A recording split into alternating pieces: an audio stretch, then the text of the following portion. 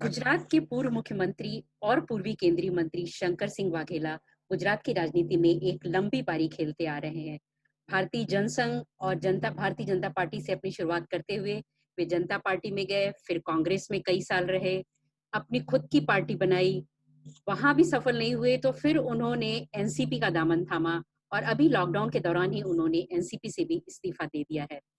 इस बीच गुजरात के लोग कयास लगा ही रहे थे कि शायद वाघेला जी ने अपना बैट टांग दिया है, तो उन्होंने 2 फोटो दौड़ते हुए और डंबल उठाते हुए 2 फोटो सोशल मीडिया पे डाली, जिससे ये साफ संकेत गया कि खेल अभी बाकी है। तो वाघेला जी का क्या है प्लान, इसके बारे में हमसे बातचीत करने के लिए आज वो खुद हमारे साथ हैं। वाघेला जी, आज के डायलॉग में आपका स्वागत है। थैंक यू, धन्यवाद मैडम। वाघेला जी, क्या वजह थी कि आपने क्यों उन पार्टियों को छोड़ा, सब बड़ी पार्टियां थी? तो अगर आप एनसीपी से शुरुआत करें जिसको आपने अभी अभी छोड़ा है, जस्ट एकदम थोड़े में बताइए। ये मैडम जो है, हम क्वालिफाइड पॉलिटिशियन है, रूटीन जो डबला कूटने के लोग आते हैं ना, ऐसे पॉलिटिशियन नहीं है। हम चेंज के लिए भारतीय संघ से शुरू किया, भारतीय जनता पार्टी बनी, सरकार बनी और power corrupt, absolute power corrupt, absolutely. BJP में भी करप्शन, आपस की गुटबंदी, कॉन्स्पिरेसी शुरू हुआ। हमने छोड़ दिया कि इसमें हमारा काम नहीं है, हम सिंपल सीधे पॉलिटिशियन है। दूसरा, इसके बाद हमने हमारी आरजेपी जो थी वो चलाई, लेकिन आरजेपी कांग्रेस का गठबंधन जो था, इससे लॉन्ग रन पर बीजेपी को फायदा होगा। तो वोटों का पोलराइज करने के लिए हमने अपने आप को कांग्रेस में मर्ज किया। वो भी हमने कहा कि हम कांग्रेस में फुल करवाई। बीजेपी से कांग्रेस की दोस्ती, कांग्रेस से बीजेपी की दोस्ती, एनसीपी की बीजेपी की दोस्ती, एनसीपी की कांग्रेस से दोस्ती। विदिन पार्टी दोस्ती जो होती है वो इनोसेंट वर्कर, जो सीधा कार्यकर्ता होता है, उसको सफर करना पड़ता है।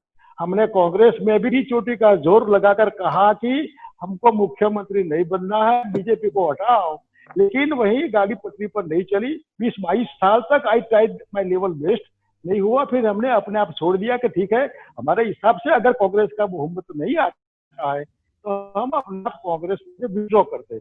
इसके बाद एक जन विकल्प करते प्रयोग किया कि बिना पैसे भी इलेक्शन लड़ा जा सकता है, वो हमने किया। इसके बाद पवार साहब मिले कि भाई अब आइए एनसीपी के साथ रहिए, तो हमने एनसीपी ज्वाइन किया। एनसीपी में भी चला मामला तो हमने छोड़ दिया कि ये भी ठीक नहीं है। फिर प्रजाशक्ति परिवार करके प्रजाशक्ति पार्टी का फॉर्मेशन के लिए मैं जा रहा हूँ।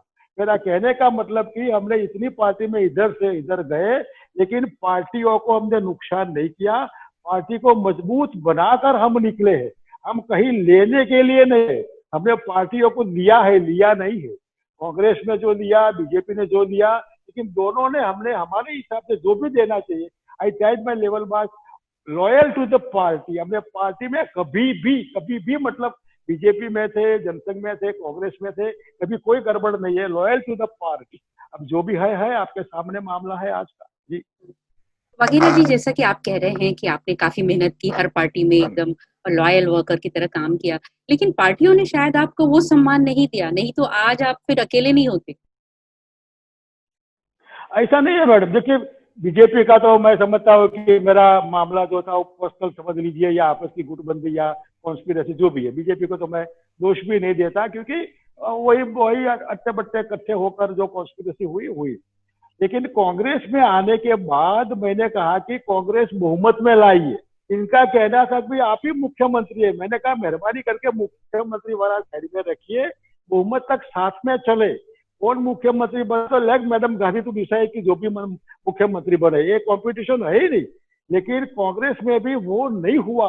आखिरी में इधर से इधर, इधर से उधर, इसको यहाँ खड़ा करो, इसके देखिए इतने साल के तजर्बे के बाद कौन कैंडिडेट कहाँ जीत सकता है, इसका जो हमको अनुभव है, वो 50 साल का एक्सपीरियंस है। कांग्रेस में वो एक्सपीरियंस काम में नहीं आया। जैसे हमारे शक्ति सिपाही गोयल जो आज राज्यसभा के मेंबर है, मैंने कहा कि आप कच्छ में अबड़ा की सीट खाली हुई है, इसमें कैंडिडेट बनिए, आप जीत जाएंगे, तो जीत गए। तो ये जो स्ट्रेटेजी होती है वो एक्सपीरियंस से होती है। हमने कांग्रेस को कहा कि एक कैंडिडेट यहाँ खड़ा करिए, वो वहां खड़ा करिए, आखिर सब दी हेड सिंबल पर खड़े रहने वाले हैं, तो मेहरबानी करके गलत सिलेक्शन मत करिए कैंडिडेट का, क्योंकि लोग पसंद करेंगे अपने कैंडिडेट को, अपने विधायक को, अपने एमएलए को। तो वो पब्लिक को ध्यान में रखते हुए, गुटबाजी साइड में रखते हुए आप अच्छे मेरिट्स के हिसाब से तय करिए। लेकिन आखिर में इलेक्शन में बोर्ड में इधर से उधर या जो भी फिर हाईकमान के ऊपर छोड़ते तो गलत निर्णय आता था, तो वही 10-15 सीट गलत होती और वही 10-15-20 सीटों का माइनस कांग्रेस को रहता था। ये मामला रहा। मतलब कांग्रेस बहुमत में आ सकती थी, इस समय तो जरूर आ सकती थी। अगर मैं कांग्रेस में होता और कांग्रेस के साथ बैठकर सीटें तय हो जाती तो जरूर बहुमत आता, लेकिन हो सकता है इनको कि भाई मैं हूं इसलिए बहुमत नहीं आता है, तो निकालने की साजिश, मतलब कि आप कांग्रेस में से धीरे धीरे चले जाइए। और हमने किया, हमने बीजेपी कांग्रेस किसी का फेवर नहीं किया, ना नेगेटिव में, पॉजिटिव राजनीति की बात रखी 2017 के इलेक्शन में। सर, अभी भी कांग्रेस ने भी अपने नेता में बदलाव किया है और भाजपा ने भी एक महाराष्ट्रियन को चुना है, कांग्रेस ने हार्दिक पटेल। अब कैसे गुजरात राजनीति किस तरह से शेप लेगी आने वाले वक्त में? देखिए मैडम, मेरा बेसिक क्वेश्चन है कि डेमोक्रेसी में पॉलिटिकल पार्टीज मस्ट है, लेकिन क्या पॉलिटिकल पार्टीज में डेमोक्रेसी मस्ट नहीं, सिंपली सो कॉल कहने के लिए भी है क्या? क्या स्टेट नियुक्त होगा? वो तो इलेक्शन है, उसका करिए इलेक्शन, या सर्वसम्मत लेट वर्कर्स टू डिसाइड कि हमारा स्टेट प्रेसिडेंट कौन होगा। हाईकमांड तो वही होता है, इधर से उधर करने वाला मामला, अपने यसमैन होगा वही होगा। या पॉलिटिकल गिनती होगी इधर से उधर रखने का, वर्कर की इसमें भावना नहीं होगी, इसका तो सवाल ही पैदा नहीं होता कि पब्लिक नाम की कोई चीज है, लोग, आम आदमी जिसको हम कहते हैं वो, उसका तो लोकशाही में, डेमोक्रेसी में ये पार्टी जो है वो कंसिडर ही नहीं करते हैं, अपने वर्कर को कंसिडर करते हैं। वर्कर को भी मेरा, तेरा, loyal to me, not loyal to the party. ये जो सिस्टम मैं समझता हूँ कि जितनी पॉलिटिकल पार्टीज अब इंडिया में है आज, उस सब पॉलिटिकल पार्टीज में वफादारी, और मेरा जो कह भाई पति पत्नी से वफादार नहीं होता और पत्नी पति से वफादार नहीं होती, इससे और राजनीति में कौन वफादार होगा? कोई किसी को वफादार नहीं होता। वफादार अपने हित तो होते हैं, वो वफादार है। इसलिए मेहरबानी करके ये जो एंगल है कि ये मेरा आदमी है, इससे नुकसान होगा। बीजेपी को तो काफी नुकसान होगा, कांग्रेस को भी, जो सीनियर लोग इतने दुखी है कि हमको पूछिए तो सीनियरिटी नाम की चीज जो राजनीति में होती है उसको साइड में नहीं रखना चाहिए, कंसिडर करना चाहिए। और दोनों पार्टी वो नहीं करती है, तो आने वाले दिनों में जब गुजरात में कोई थर्ड फ्रंट नहीं है, वो फोर्स, मैं समझता हूँ कि अगर थर्ड फोर्स डेवलप हो, दोनों पार्टी को गुजरात में भुगतने का आएगा, इलेक्शन से, ओवर कॉन्फिडेंस से, अभिमान से कि वी आर समथिंग, टू से अस की ये प्रमुख होना चाहिए, वो प्रमुख होना चाहिए, हम अथॉरिटी, हाँ हाई कमांड है, इसको अध्यक्ष रखेंगे, आपको पार्टी में रहना है तो रहो, धरने में जाओ, जो भी करना है करो, छोड़ दो पार्टी। ये जो चीज वर्कर का मोरलाइज डाउन होता है, डीमोरल वर्कर होता है, क्योंकि उसका उसमें स्पिरिट खत्म हो जाता है। उसको लगता है कि मैं सलाम मारूं, वफादार रहूं, तब मेरा नंबर लगेगा, मेरे मेरिट का कोई मतलब नहीं। और बिना मेरिट का आदमी अगर राजनीति में आएगा तो वो तोड़फोड़ करेगा, इधर जाएगा उधर जाएगा, पैसों के पीछे भागेगा, पद के लिए भागेगा। ये नहीं होना चाहिए। पार्टी में आना है तो पार्टी के साथ से रहना चाहिए और मेरिट का अप्रिसिएशन होना चाहिए, वर्कर का अप्रिसिएशन होना चाहिए। तो नहीं होता है, इससे वर्कर लोग दुखी होते हैं। वाघेला जी, आप एक थर्ड फ्रंट की बात कर रहे हैं, तो गुजरात में मान लीजिए आप उसकी अगुवाई भी करते हैं, तो कौन आपके साथ आने वाला है और वो कितना बड़ा वो चुनौती बनेगा बाकी जो इतनी स्ट्रॉन्ग पार्टीज के सामने?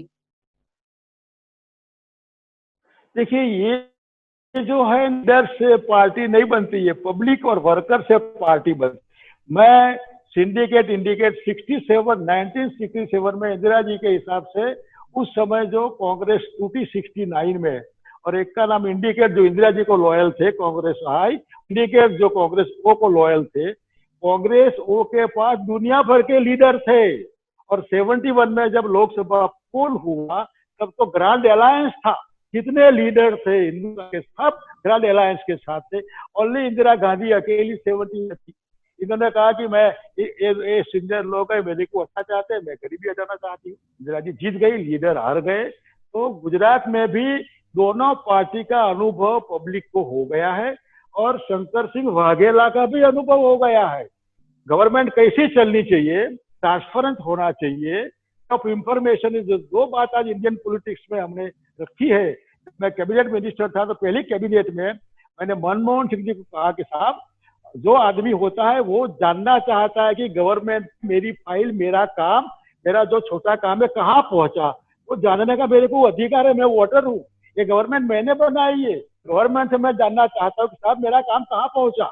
एक और एक टेंडर आपने इसको क्यों दिया, उसको क्यों दिया। तो पारदर्शिता होनी चाहिए, ट्रांसपेरेंसी गवर्नमेंट में, जिससे कोई शक न करे। यानी कि यहाँ करप्शन हुआ है, ऐसा फेवरिज्म हुआ है, ऐसा शक न करे। और मेरा काम जानने, डेमोक्रेसी में गवर्नमेंट से अधिकार है। ये दो चीज मैंने गुजरात में इम्प्लीमेंट किया था, दिल्ली में भी हमने कैबिनेट में रखा था, और दिल्ली में भी इम्प्लीमेंट है। तो ये जो चीज है ना, गवर्नमेंट कैसे होनी चाहिए, पब्लिक के लिए होना चाहिए। हम तो कहते थे कि प्रजा हमारी हाईकमान है, लेकिन वही पब्लिक होती है। पब्लिक को बेवकूफ नहीं बनाना चाहिए, पब्लिक को गलत मार्केटिंग के हिसाब से गुमराह नहीं करना चाहिए, पब्लिक को झूठे प्रोमिस नहीं करना चाहिए। राजनीति में झूठ झूठ और झूठ को चलना है तो गांधी जी का सत्य कहाँ चलेगा। देखिए, सत्य थोड़े दिन के लिए चलता है, लेकिन सत्य तो कभी न कभी सामने आएगा। गुजरात की जनता इतने झूठ से, इतने वादों से, इतने असत्य से, इतने प्रोमिस से उब गई है कि अब वो लोग गले क्या करे, कहाँ जाए। अच्छा, कांग्रेस के पास जाते हैं, तकलीफ ये होती है कि कांग्रेस के विधायक अभी भी चले गए, पहले भी चले गए बीजेपी में। इसका मतलब लोग बीजेपी को नहीं चाहते, कांग्रेस को चाहते हैं। कांग्रेस को वोट दिया तो कांग्रेस में जो ह्यूमन टच नहीं है, क्या कार्यकर्ता दुखी है, सुखी है, क्या तकलीफ है, आइए अभी बैठो बताओ क्या तकलीफ है। इस हिसाब से अंदर अंदर कार्यकर्ता, चाहे वो विधायक भी हो दूसरा भी हो, वो दुखी होता है। दुखी होने के बाद भी बीजेपी की सिस्टम तो पता है, पैसे दो, पद दो, लालच दो, प्रेशर करो, उठाओ उसको। यानी कि कांग्रेस को तोड़ने का खराब धंधा वो बीजेपी ने किया है, नहीं करना चाहिए। पैसे इतने देकर, पद की लालच देकर, ये जो ह्यूमन वीकनेस होती है हर एक आदमी की, होता है, लालच भी होती है, लेकिन इतनी लालच न दो कि वो उसमें टूट जाए अपने आप के मॉरल में और उधर चला जाए। तो कांग्रेस के विधायक जो अभी भी 8 चले गए और भी 2-3 चले गए हैं, इसके पहले भी 10-12 चले गए, तो इसका मतलब कि लोग बीजेपी से दुख है, कांग्रेस को वोट देते हैं। अच्छा, कांग्रेस को वोट दिए तो वो बीजेपी को चले जाते हैं। तो व्हाट टू डू। अब व्हाट टू डू का जवाब जो है वो हम दे रहे हैं। वाघेला जी, जैसे आप बता रहे हैं कि काफी सारे कांग्रेस के विधायक भाजपा में चले गए हैं और इसकी वजह से उपचुनाव भी शायद इसी साल होने की संभावना है। शायद सितंबर अक्टूबर में वो कोरोना की स्थिति देखते हुए शायद चुनाव आयोग उस पर फैसला लेगा। तो 8 से 10 सीटें जहां तक मेरी जानकारी है जिन पर उपचुनाव प्रस्तावित हैं। तो क्या आप अपने कैंडिडेट खड़े करेंगे, एक सवाल, और दूसरा कि वो सीटें, ठीक है आप कैंडिडेट खड़ा करेंगे तो आप शायद आप ये कहेंगे कि हाँ हमारे कैंडिडेट जीत सकते हैं, लेकिन अगर हम आपकी पार्टी को अलग रखें तो कांग्रेस और भाजपा में से किसके जीतने की संभावना है, क्योंकि वो सीटें पहले कांग्रेस को मिली थी जो बाद में विधायक चले गए भाजपा में। देखिए, लोग क्यों जीतते हैं, यानी कि कैंडिडेट चाहे असेंबली का हो, लोकसभा का, सेल्फ का हो, यानी कि जो पार्टी जो है वो बड़ी बड़ी आदर्श की, सिद्धांत की बातें करती है। वो गुजरात में तो शराबबंदी है, आपको पता है। तो वोटरों को शराब पिलाना, पैसे देना, लालच देना, प्रोमिस दे, ये जो चीज है, जितना कैंडिडेट को नहीं है, जितना पार्टी को नहीं है, जितना पैसों को है, जितना प्रोमिस को, जितना शराब को है। यानी कि ये चीज जो है वो तो नेचुरली गवर्नमेंट जो होगी, इसके पास ये पावर जिसको हम कहते हैं ताकत, वो जानना की भावना है। लेकिन ये गुजरात है, देखिए गांधी जी का गुजरात, सरदार साहब का गुजरात, एक मॉरल का गुजरात है, नैतिक चीजों का, मूल्यों का यहाँ अभिवादन भी होता है, अप्रिसिएशन भी होता है। और इस समय बीजेपी कुछ भी करेगी तो भी कांग्रेस के टूटा हुआ एमएलए बीजेपी में चला गया, पैसे लिया पद की लालच में, उसको बीजेपी कर देगी तो पूरी बीजेपी कैडर डिमोरलाइज है, पार्टी कैडर बीजेपी की डिमोरलाइज है, पब्लिक भी डिमोरलाइज है। तो बीजेपी को वोट कहाँ से मिलना है, ईवीएम के मशीन में चमत्कार हो तो अलग बात है, लेकिन पब्लिक वोट नहीं करेगी, पार्टी वर्कर डिमोरलाइज है। सामने रही कांग्रेस, कांग्रेस में भी वही हिसाब से रखो, वो चला जाएगा। फिर बीजेपी में तो फिर लोग क्यों कांग्रेस को वोट दे? तो कांग्रेस को तो वो चिंता करनी चाहिए कि अच्छा वर्कर जो पार्टी तय करे वो कैंडिडेट बने, और वो इतना टाइट होना चाहिए कि कभी भी बीजेपी का प्रेशर आए, रेड हो, ईडी हो, सीबीआई हो, कुछ भी हो, फिर भी वो हिले नहीं, डिगे नहीं, न कांग्रेस से उधर न चले जाए। ऐसे लोग पसंद करना वो बहुत डिफिकल्ट है, मुश्किल है। आखिर वही वही मटीरियल है कि वजह किसी को टिकट देना है। इसलिए ये जो प्रयोग होगा इसमें लोग बहुत बड़े क्वेश्चन मार्क से देख रहे, where to go, whether to go, क्या करना, कहाँ हम जाए। इसलिए मैं कहता हूँ कि अगर मेरा अनुभव खराब है तो आप मेरे पास मत आइए, लेकिन सरकार का मेरा अनुभव, चाहे गुजरात सरकार हो या भारत सरकार में हम रहे, वहां हमारा एक्सपीरियंस आपको पॉजिटिव हो, अच्छा हो। हमने किसी का खराब नहीं किया है, हमने किसी से एक भी पैसा इधर से इधर नहीं करवाया, करप्शन के हिसाब से ट्रांसपेरेंसी से काम किया, यहाँ या दिल्ली में भी। इतना ही नहीं, हमने वर्कर का अप्रिसिएशन करके इनका बोर्ड कॉर्पोरेशन में पोस्टिंग किया, डायरेक्टर बनाए, मेंबर बनाए, डेमोक्रेसी में रियल डिसेंट्रलाइज हमने किया। तो ये जो चीज है, गवर्नमेंट को पारदर्शक रखा, तो चाहे दिल्ली हो या गुजरात में सीएम थे, तब एक भी नेगेटिव चीज है तो हमारे पास ना आए। लेकिन जिंदगी में अगर हमारी जबान से, हमारे टेलीफोन से, हमारे दस्तखत से आपका अगर काम हुआ है, आपको आपको सिंप्लिसिटी मिली हो, आपको कंफ्यूजन से निकले हो, आपका जो प्रश्न हो वो सॉल्व हुआ हो, पार्टली भी, आंशिक सॉल्व हुआ है, तो भी आप शंकर सिंह वाघेला के साथ रहिए। मैं फिर से गुजरात में 22 को, यानी कि 2022 को रखते हुए भारतीय जनता पार्टी के सामने डटकर खड़ा रहने हूँ और ऑफिशियली एक्सपोज करूंगा बीजेपी को, कितनी झूठी पार्टी है, कितनी जल्लाद पार्टी है, कितनी कावतराबाज पार्टी। ये सब मैं आने वाले दिनों में पब्लिक में जाकर कहूंगा। अगर पब्लिक में कोरोना का और मामला आगे चलेगा तो सोशल मीडिया के माध्यम से, जूम के माध्यम से मैं जनता को बताऊंगा कि आपको मरना है तो गवर्नमेंट जो बीजेपी की अभी है फिर उसको वोट करिए, अगर जिंदा रहना है हम है, अगर हम पसंद नहीं है तो कांग्रेस को रखिए, लेकिन कांग्रेस में ऐसे आदमी के पास रहिए जो कम से कम लॉयल हो पब्लिक को, पार्टी को। उन्हें बहुत मुश्किल है। इसलिए ये मेरा जो प्रयोग आक्रामक होगा, 8 बाई इलेक्शन आ रहे हैं, चाहे कल आए, परसों आए, सितंबर में आए, अक्टूबर नवंबर में आए, हमारी आज से तैयारी हो गई है। और just madam for your information, young लोग, अच्छे यंग लोग, अच्छी महिलाएं, काफी सीनियर लोग भी, इधर से उधर कोई भी पार्टी का हो, लेकिन जिसको राजनीति में थोड़ा इंटरेस्ट है वो हमारे साथ जुड़ रहा है। ज्यादा यंगस्टर जुड़ रहे हैं, जिन्होंने हमारा कांटेक्ट बहुत कम है। शायद हो सकता है मेरे को कोई लोग मिले भी नहीं, लेकिन इस हिसाब से लोग आकर्षित होते हैं अभी। और 2 महीने में जब भी थोड़ा कोरोना टच हो गया तो वो तो नेचुरली नेता होगा। अगर पब्लिक को जरूरत के हिसाब से पब्लिक के बीच नहीं जाएगा तो नेता को कर देगा क्या? अगर आर्मी का सोल्जर बॉर्डर पर नहीं जाएगा तो शहीद कैसे होगा? अगर इमरजेंसी लगी थी इंदिरा जी वक्त में, बाहर नहीं जाएंगे, घर में ही पड़े रहेंगे तो कौन पकड़ेगा आपको? अरेस्ट कौन करेगा? ये तो चीज है सब जगह।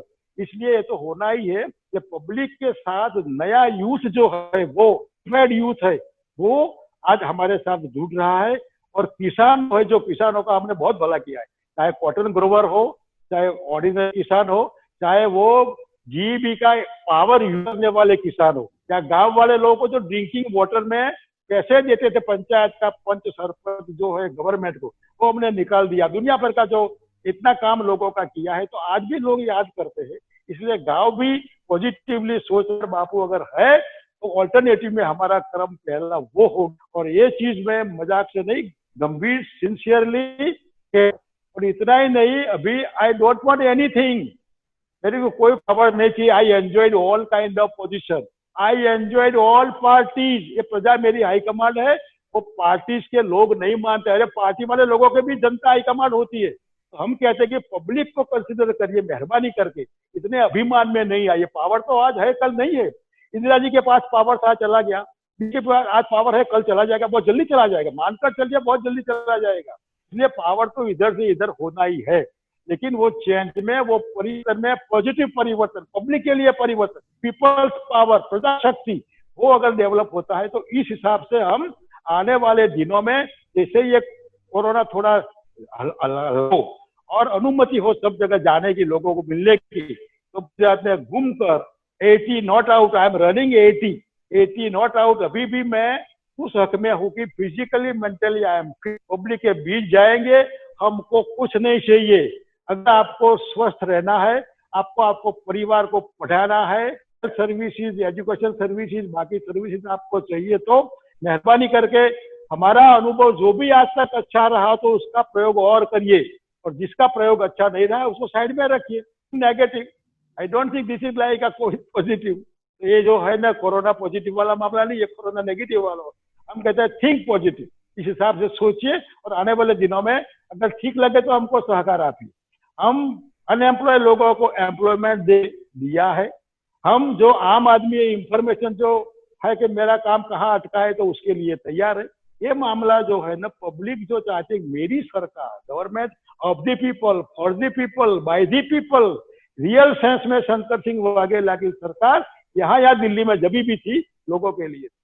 फिर प्रजा के लिए नई पार्टी हम बनाने जा रहे हैं बहुत थोड़े दिनों में, प्रजाशक्ति पार्टी, प्रजाशक्ति परिवार। इस हिसाब से आने वाले दिनों में हम कोशिश कर रहे हैं, और एडी चोटी लगाकर 24 आवर 1 पॉइंट प्रोग्राम गुजरात में बीजेपी की सच्चाई सबके रखना।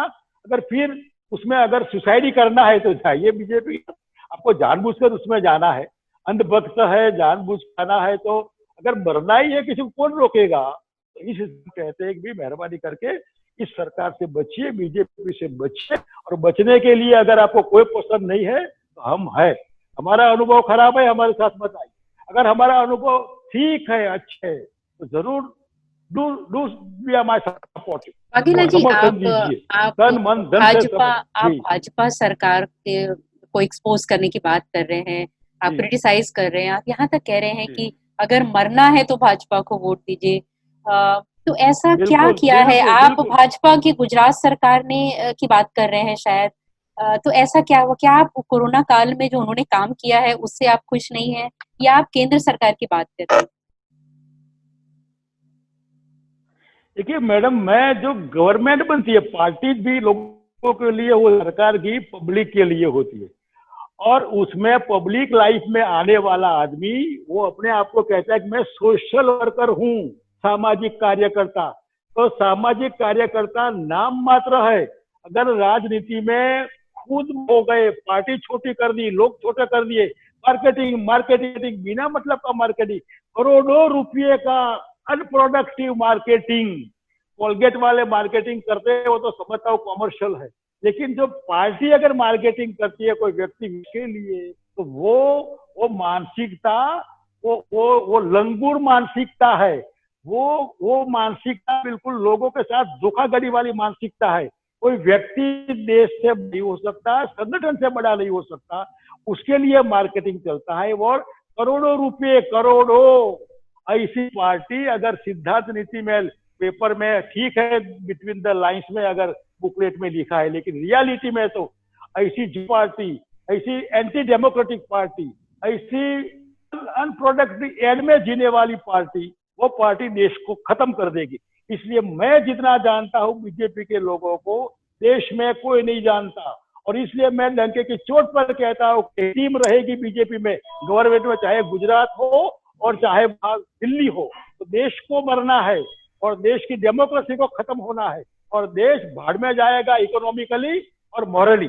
और मैं समझता हूं कि झूठों की सरकार न हो यहाँ या कहां पर भी। इसलिए मैं कहता हूं कि मेहरबानी करके बीजेपी से भरोसा मत करिए। वो अपने आप में जीने वाले लोगों की पार्टी है, पब्लिक के लिए जीने वाले लोगों की वो पार्टी नहीं है। चीटर पार्टी है, झूठी पार्टी है। जी वाघेला जी, एक बात आपने और कही, चुनाव में पैसा और शराब चलने की बात कही। तो जी इलेक्शन जी जी। कमीशन क्या अपना रोल ठीक से अदा नहीं कर रहा? और शराब की बात अगर आप गुजरात में कहते हैं तो एक दूसरी बात भी उठती है कि भाई वहां तो प्रतिबंध है, और जिस प्रतिबंध को आप देखिए हटाने की बात भी करते रहे ये हैं काफी टाइम से। बिल्कुल बिल्कुल। देखिए, आप शराब पिलाते, देखिए यहाँ शराब बंदी भी है, शराब खुला भी है। आप खुद, गवर्नमेंट खूब अगर शराब पिलाएगी वोटर को, तो फिर क्यों रखते, छोड़ दीजिए उसको। आर्टिफिशियल कोई भी चीज लंबी नहीं चलेगी, ये कृत्रिम शराब बंदी है। और मैं शराब का सेवन नहीं करता हूँ, मैं शराब का विरोधी हूँ। इसलिए डंके की चोट पर कहता हूँ कि गलत शराब पीने वाले जो भी लोग, क्या खाना क्या पीना, लोग समझदार है, शराब खराब है, सिगरेट पीना है, लिखते हैं बोर्ड ऊपर के injurious to the health, non veg खाना नहीं, ये चीज जो है इसमें पीपल रियल क्या करना है। अगर पीना ही है तो वो ठर्रा न पिए, गंदा केमिकल न पिए। गुजरात में इतनी इतनी विधवाएं हैं, 30 साल की नीचे की उम्र की, शायद एक एक जिले में 50,000 जितनी बहनें विधवाएं हैं। एक एक जिले में शायद 50,000 से लाख 1.5 लाख। अगर 5-7 लाख वाली बस्ती में 1 लाख 1.5 लाख विधवाएं हैं और बिलो 30, कहा गया उसका पति। वो बहनें कहती है मेहरबानी करके शराब छोड़ दीजिए वाला मामला, मेरा पति केमिकल पीकर मर गया और 30 पर में 2 बच्चे छोड़कर मर गया। गुजरात में आप सोचिए कितनी बहनें इतनी 30 साल के नीचे की विडो हो गई है। और शराब मिलता है तो मिलता है सरहद पर, मतलब गुजरात में एंट्री में लोग आते हैं, गाड़ी में आते हैं, लोग पीते हैं, आबू जाकर पीते हैं, बीकर पीते हैं। क्या क्यों फिर क्यों रखा है? मुंबई में है, क्या हो गया? दिल्ली में शराबबंदी नहीं है, कर्नाटक में नहीं है, तमिलनाडु में आज नहीं है, तो क्या हो गया? कौन से गुंडे, कौन से पीने वाले रोड ऊपर आ जाते हैं? तो ये आर्टिफिशियल है। और अब गुजरात में शराबबंदी छोड़ देने की पॉलिसी मैं खुलेआम करने वाला हूँ कि आप मेजोरिटी लीजिए, that assembly to decide, Gujarat के लोग पसंद करें, विधानसभा में बहुमत होगा तो पहला प्रस्ताव ये होगा कि गुजरात में आर्टिफिशियल करप्ट पॉलिसी वाली शराबबंदी हटाओ और अच्छी साइंटिफिक अप्रोच के साथ लाओ, that people do whatever they would like to do. और ये चीज को लेकर हम चलने वाले हैं। और इससे क्या होगा कि जैसे ट्राइबल इलाका है अंबाजी से उमरगांव ने हमारा गुजरात का, इसमें महुए बहुत होते हैं, महुए के फूल बहुत फिजिकली बहुत अच्छे होते हैं। हम कहते हैं आप उसका शराब बनाइए, आप चावल का बनाइए, आप जो भी सब्जी का बना, जो भी करना है, आप शुगर का जो वेस्ट बचता है उसमें से बनाइए, अच्छी चीज का बनाइए, गवर्नमेंट मॉनिटरिंग करे। और जितने ट्राइबल लोग हैं इस इलाके में, ग्रेजुएट अनएम्प्लॉयड बॉयज गर्ल्स, उनको लाइसेंस दीजिए और उनको आप प्रोसेस को जो होगा वो आप गवर्नमेंट उसको ठीक कर, जैसे अमूल की बोतल दूध की आती है, छाछ की आती है, अमूल बटर आता है, उसके ऊपर वजन हो, कीमत हो, इसमें भी क्वालिटी हो, कीमत हो और गवर्नमेंट की ब्रांड हो कि भी हमने सुपरवाइजर करने के बाद ये चीज बाजार में रखी है, आप लीजिए, ये उसका मामला है। तो इतनी सुखा हमारा ट्राइबल भाई बहनों के पास भी कल मारुति आएगी। वाघेला जी, आपका कोई रोल मॉडल रहा है क्या? मेरा रोल मॉडल अटल जी जरूर रहे थे और विवेकानंद जी और गांधी जी भी। इसलिए जो political role model Atal ji रहे, वाजपेयी, अटल बिहारी वाजपेयी थ्रू आउट। और जस्ट फॉर इंफॉर्मेशन, जब बीजेपी से मैं अलग हुआ तो वाजपेयी जी के आशीर्वाद थे। इन्होंने कहा कि इनको ये चाटे लगाने की जरूरत थी, आपने ठीक किया है। और वो आए थे यहाँ हमको वापस लाने के लिए। तो इनके ऊपर इन बदमाश लोगों ने 7 करोड़ में धोती बिकी, मतलब अटल बिहारी वाजपेयी की धोती 7 करोड़ में बिकी, यानी कि मैंने अटल जी को 7 करोड़ रुपए दिए। ऐसा अटल जी का मेरा वन साइडेड प्रेम था, ये जरूर था, लेकिन मैं अटल जी के लिए अंधभक्त था। हमसे बातचीत करने के लिए बहुत बहुत धन्यवाद वाघेला जी। नमस्कार। आपका शुक्रिया मैडम, शुक्रिया शुक्रिया।